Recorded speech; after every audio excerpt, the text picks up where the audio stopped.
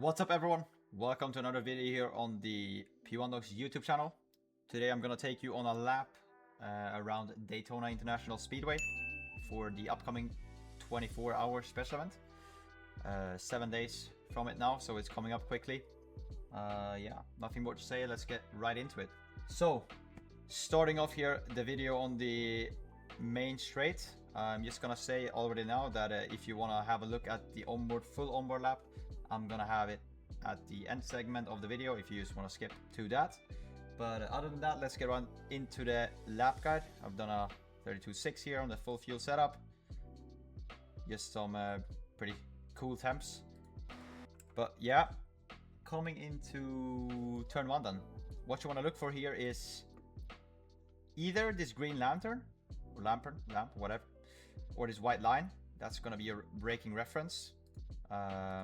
Now, just going to cockpit here to try and tell you what I'm thinking of here is just to try and have a very straight centered steering wheel for this part. Obviously, we all know you cannot anymore use the esports line. You have to stay within this white line here with the middle of the car. So I was right on the limit here, but as long as the middle of the car is either the front or the rear is inside of the track, you won't get the off track. So yeah, that's just a track limit for there. Not really any turning point here, is kind of blind, but yeah, just try and build up the pressure, come out and use as much as you can, turn in. Usually I turn up the ARB 1 or 2 clicks on the P1 Dock setup here to try and get a little bit of extra rotation on the entry. It's important that you're able to switch it back to 1-1 though, coming into the hairpin. But yeah, that's what I use here. Second gear,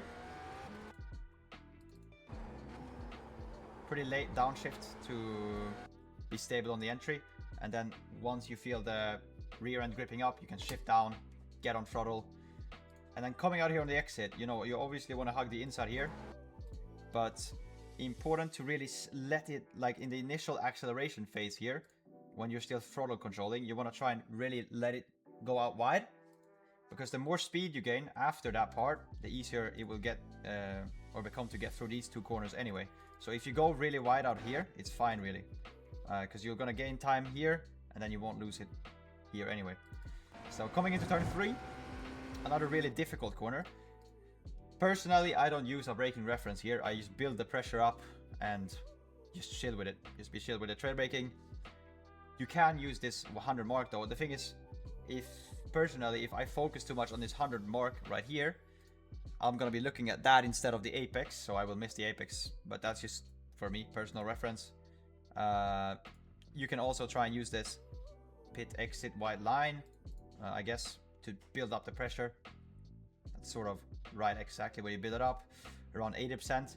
This corner, it's very important to be soft on initial brake pressure. If you get too quick on the brake here, you will lock the tires up. Also, a thing to note for the 24-hour special event, if you send GT3s in here and you're outside of the rubber, you are way more likely to lock either rears or fronts or whatever, all of them.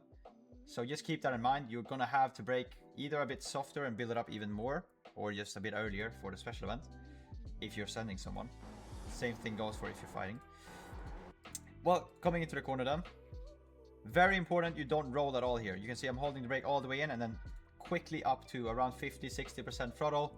That's the maximum amount of throttle that the grip allows me to push, I guess. You know, pretty quickly up to 50 or 60. And then that last bit, you can see that's the throttle control bit. When the car is fully straight, I can finally get to 100, letting the car go out there to the curb.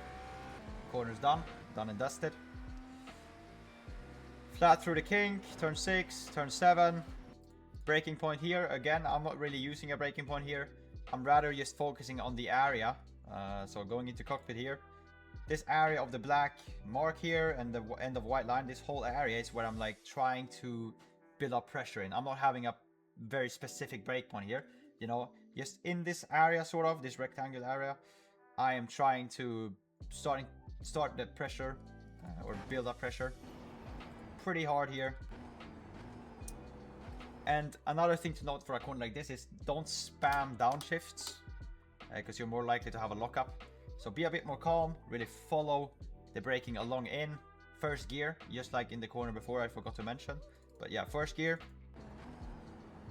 And then not a super tight line, but a bit more tight than you might think, because it's so low speed anyway. It's more mechanical grip rather than downforce, so you can take a bit of a shorter line in and a shorter line out to cut meters and gain time. Up on this curb slightly. And now a really important thing here. I've had a lot of coaching sessions with people this week that don't do this, but try and stick the car like close to this curb all the way around. You'll have way more traction trying to force the car in here a bit. If you let the car float out more, you're gonna start having snaps, and you'll lose time on acceleration. You can let it out wide around here, but not until you've sticked it around like the entire yellow curb on the inside. So that's turn 7, coming out on the corner that before the oval starts. Again, personally don't really use a braking reference here. Just looking at this sort of area somewhere here. Okay, that's where I get on the brake, build up the pressure, 60%. Now for this corner, I would say you can put the, well, obviously first of all, 1-1 ARB. But this is the type of corner where you can actually benefit from making this front ARB a bit stiffer. So 2 or 3 on the P1 dock setup. Obviously I wouldn't recommend it on if you're not on the P1 dock setup. This is only the characteristics of the P1 dock setups that it works towards.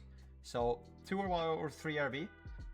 Now note that you're gonna lock up easier from that. So build up the pressure a bit more slowly and earlier. But once you get here, you get to the throttle phase, it's gonna be lovely. More understeer, and you'll be able to put the throttle down way earlier.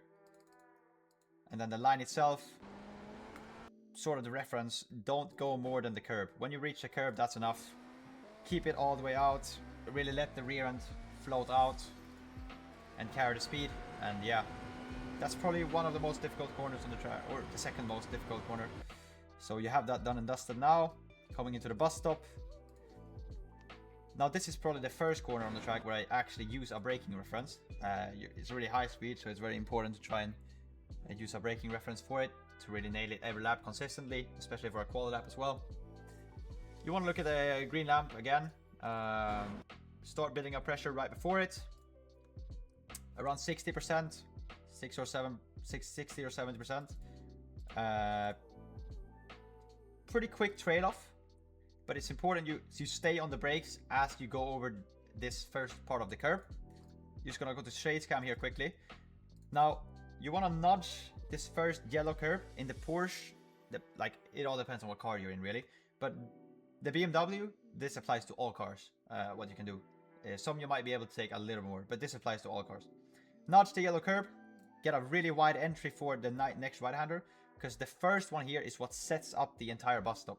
So, coming in here to the second part of the bus stop, you want to nudge the blue and yellow curb, not these two, whatever they're called, big shangas. Same thing here, you want to nudge the blue and yellow curb again, and then on the exit, boom, you use these two. Now it's third gear. What I do recommend is when you reach this one, you can hear me shifting there, right? So I shift up to fourth right before hitting those, because when you hit those, the rear wheels are going to spin out more if you're in a lower gear. If you're in a higher gear, you might get over smoothly a little bit more, save some tires, and get some hundreds out of that. And yeah, another thing I would recommend is just to talk about the 24-hour race here, even in official IMSA races as well. If you have a GT3 coming up here, even if it's 1.5 seconds ahead, always lift, because they are so much slower in comparison. So it's always way better to lift off super early, try and get a big gain on the fuel save, and then go for the slingshot on the exit. Sending people in here is just super dangerous now. I mean, sometimes it's crucial, and it depends on the position you're in, but let's say you're 1 hour into the 24-hour, you do not want to force moves here. If you come in tight here and you hit this curb wrong, that's gonna be a 2-hour race instead of a 24-hour race. So try and always fuel save as much as you can and do the slingshot on the exit on the GT3s. And then just flat out for the entire oval. Yeah, don't go in the apron anymore. There's an off track here now. So yeah, lap around Daytona, 32.6. Pretty solid one. Let's get into the onboard here, but other than that, thank you for watching. Leave a sub to the P1 channel and a comment on what you would like to see next. We're also going to be posting a qualifying preparation video. Whoa. With that, I'm going to go into the onboard.